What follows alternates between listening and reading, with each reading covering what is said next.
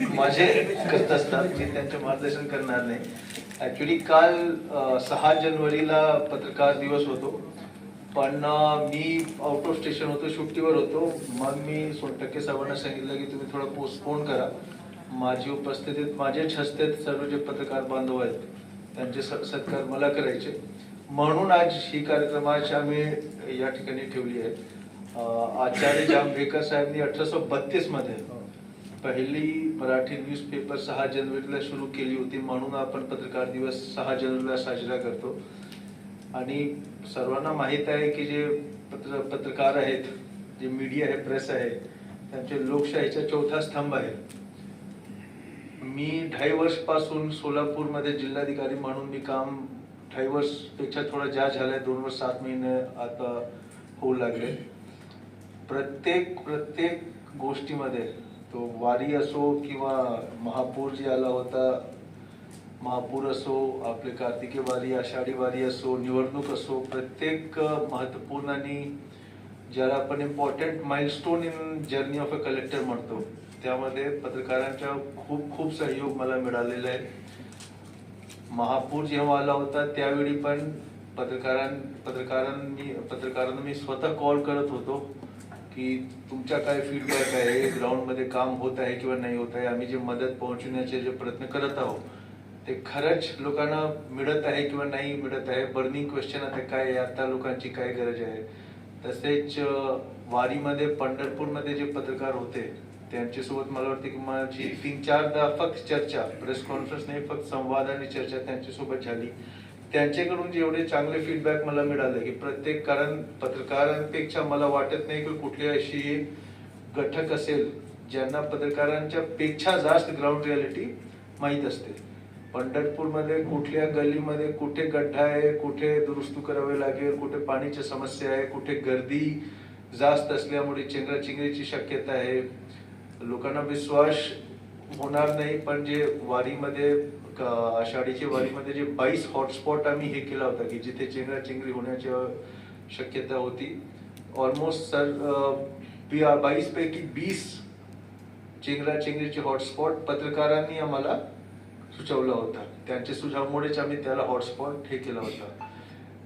प्रत्येक गोष्टीमध्ये, ते निवडणूक असो, लोकसभा निवडणूक असो, आता विधानसभा निवडणूक असो, किंवा तुमच्या एअरपोर्ट जेव्हा आम्ही सुरू आम्हाला करायचे होता, IT पार्क बद्दल आणि एअरपोर्ट बद्दल 2 जे मील पत्थर, मला वाटतं की मील पत्थरच साबित होणार सोलापूर जिल्ह्याच्या विकासमध्ये. त्यामध्ये प्रेसच्या एवढा जास्त फॉलोअप होता, एवढा चांगला फॉलोअप होता. फक्त तक्रार करण्याचा हेतू नव्हता त्यांच्या, पण फॉलोअप एवढा जबरदस्त होता की जे पूर्ण प्रशासन, माझे खाली जे पूर्ण प्रशासकीय यंत्रणा आहे, मी स्वतः IT पार्क आणि एअरपोर्टला, कारण आम्हाला एक भीती वाटायची की जर प्रगती नाही झाली तर पुढच्या आठवडा आम्ही ते पत्रकारांना काय सांगणार.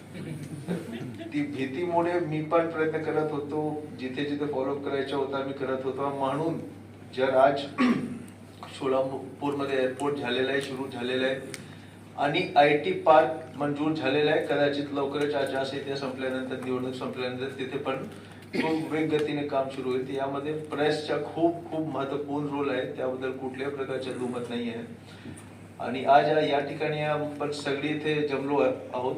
माझी सर्वांना एकच विनंती आहे, ते जे उपस्थित आहेत सर्वांना एकच विनंती आहे की जे सोलापूर जिल्ह्याच्या विकासासाठी जे महत्वपूर्ण प्रश्न आहेत त्याची सर्वांना माहित आहे की काय काय गोष्टी झाली पाहिजे. बोरामणी एअरपोर्ट झाला, सोलापूरमध्ये नाईट लँडिंग झाला, किंवा कॉरिडोर, पंढरपूरमध्ये कॉरिडोर झाला, किंवा जे पण महत्वपूर्ण गोष्टीची आवश्यकता असेल, सोलापूर फ्लायओव्हर झाला सोलापूर सिटीमध्ये, त्यासाठी जेही अधिकारी आहेत, ते कलेक्टर असतील, म्युनिसिपल कमिशनर असतील, किंवा डेप्टी कलेक्टर, खालचे पदाचे अधिकारी असतील, त्यांच्यावर एक कॉन्स्टंट एक वॉच ठेवण्याची जी जबाबदारी आहे आणि त्यांचे मागे पडून की काय झालं, त्याची काय प्रगती झाली, ही खूप मोठी जबाबदारी असते. आणि आतापर्यंत माझे कालावधीमध्ये खूप चांगल्या पद्धतीने आपण ही जबाबदारी स्वीकार करून त्याचा पाठपुरावा केला आहे. माझी विनंती असेल की पुढे पण हेच आपण, जी आपली पद्धत राहिलेली आहे तीच पद्धत प्रमाणे आपण काम करावे. नक्की सोलापूर जिल्ह्यामध्ये जे जे प्रलंबित प्रश्न आहेत ते सगळे आपल्या प्रयत्नामुळे, आपल्या सहयोगामुळे नक्कीच ते मार्ग लागतील. आणि पुन्हा माझे 2.5 वर्षमध्ये आपल्याकडून जे मला सहकार्य मिळालेलं आहे, जे मतलब असं मला कधीच वाटलंच नाही की बस एक वेगळा हे आहे आणि आपण वेगळाच आहोत, मतलब वेगवेगळे टीम मध्ये आहोत. एकच टीम म्हणून कसा काम करायचे याचे खूप चांगलं उदाहरण मला वाटते की गेल्या 2.5 वर्षात मला पाहायला मिळालेलं आहे.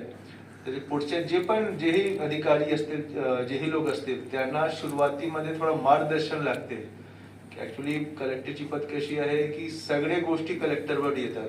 मी अगोदर पण सांगितलं की जवळपास 268 किंवा 300चे जवळपास समितीचे चेअरमन कलेक्टर असतो आणि खूप फायर फायटिंग मोड मध्ये राहतात नेहमीच. Every day is an emergency. Actually काय काय गोष्टी महत्वपूर्ण आहे, काय काय गोष्टीवर भर दिला पाहिजे, काय काय गोष्टीवर लक्ष दिलं पाहिजे. जर आपल्याकडून त्यांना मार्गदर्शन मिळाला, आपण सांगितलं की हे 1 2 3 4 5 गोष्टीवर तुम्ही भर द्या, आई थिंक वो बहुत मदद करेगा. तो जेही अधिकारी नेक्स्ट असतील त्यांना सुरुवातीमध्ये आपण थोडं मार्गदर्शन करावे, हीच माझी आपल्याला विनंती असेल. आणि अजून एक गोष्टी लक्षात ठेवा की जसा मी 22 जुलै 2023 ला कलेक्टर झालो, पहिले 2-3 महिन्यात कलेक्टरला कळणार पण नाही की काय करायचे काय नाही करायचे. पूर्ण सब्जेक्ट मॅटर नवीन असते, रेव्हेन्यूच्या वेगळा, मतलब लँडच्या वेगळा, लॉ अँड ऑर्डरच्या वेगळा, तो थोड़ा टाइम लगता है पकड़ने में.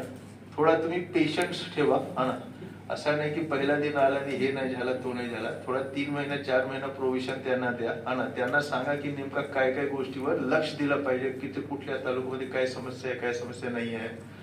आणि त्यानंतर ते स्वतः ते पिकअप करतील आणि त्यानंतर ते पुढे जे आपण 2.5 वर्षमध्ये करू शकलो आहे आणि जे राहिलेलं आहे ते सगळे ते पुन्हा हे करतील. विकास ऐसे ही होता है कि कोई काम थोड़ा करके गया, फिर अगला आदमी आया, वैसे ही करके होता है. तो आपका सपोर्ट जो भी रहेंगे उनको रहने दीजिएगा. मुझे तो बहुत अच्छा सपोर्ट आपका रहा है. मला वाटते की पुढच्या पत्रकार दिवस मध्ये मी तर इथे राहणार नाही, नवीनच कलेक्टर असते, त्यांना पण तसेच सपोर्ट करा.